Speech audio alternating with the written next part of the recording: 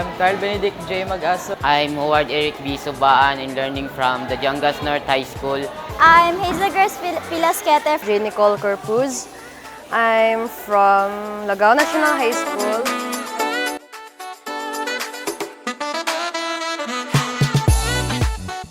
Grade 5 pa ako, nakitaan ko yung potensyal ng sarili ko na marunong ako na mag-drawing ng mga art.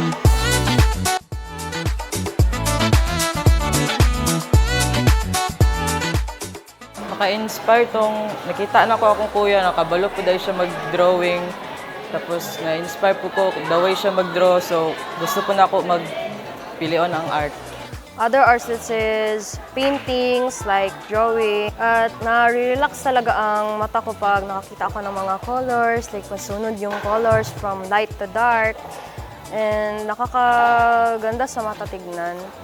And I really love doing art because it was my hobby. There was also a time when I lost my interest in art because of other negative comments about my art. But instead of losing interest in art, I instead made it my motivation. Their negative comments turned into my art.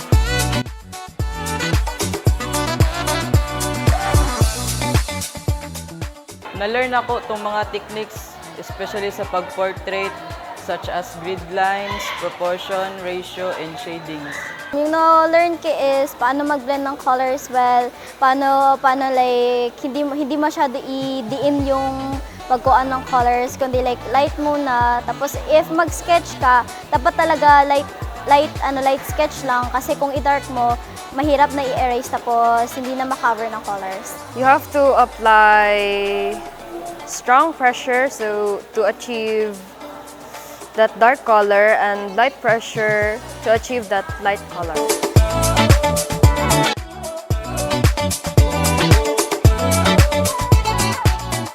To enhance my skill and learn more about art. I joined Starbright Art Club because since I was a kid, it was my dream to join an art club like this.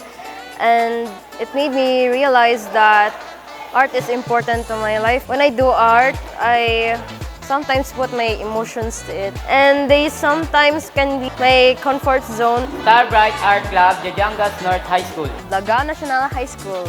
Join our growing art